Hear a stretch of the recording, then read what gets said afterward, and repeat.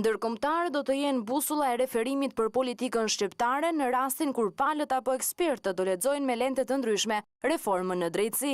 Qëndrimi erdhi nga kreu i kuvendit Ilir Meta në një dalje për mediat pas mbërritjes së draftit të Venecias. Ka ekspertë shumë mirë, të cilët në mënyrë objektive dhe të panshëm, pa syze partijake, mund të lexojnë shumë qartë rekomandimet e Venecias.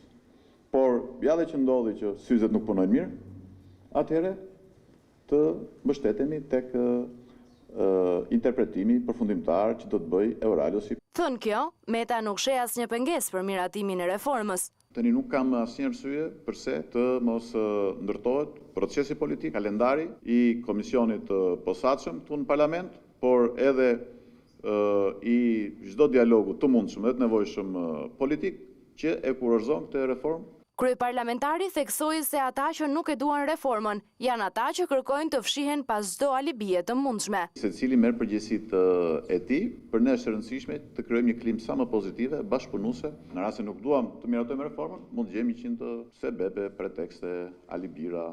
Për Byron Kombëtare të Hetimit, Meta rikonfirmoi mbështetjen e LSI-s dhe shtoi se varësia e saj është më pak e rëndësishme se funksionimi. Për Lëvizjen Socialiste për Integrim, ajo ka patur gjithnjë vullnetin e saj të plot për ta mbështetur krijimin e byros kombëtare të Hetimit. Për ne nuk ka rëndësi se në varësi të kujt është, për ne ka rëndësi të funksionojë.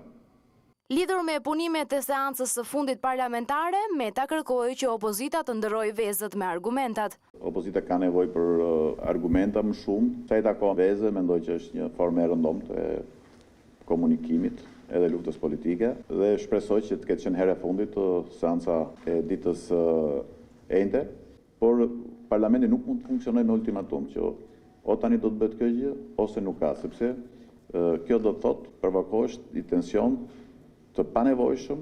Gjithashtu, kreu i kuvendit njoftoi se të mërkurën pritet të mblidhet edhe këshilli mandateve, ndërsa në horizont priten edhe diskutimet Bylykbashi Balla për aktet nënligjore të dekriminalizimit.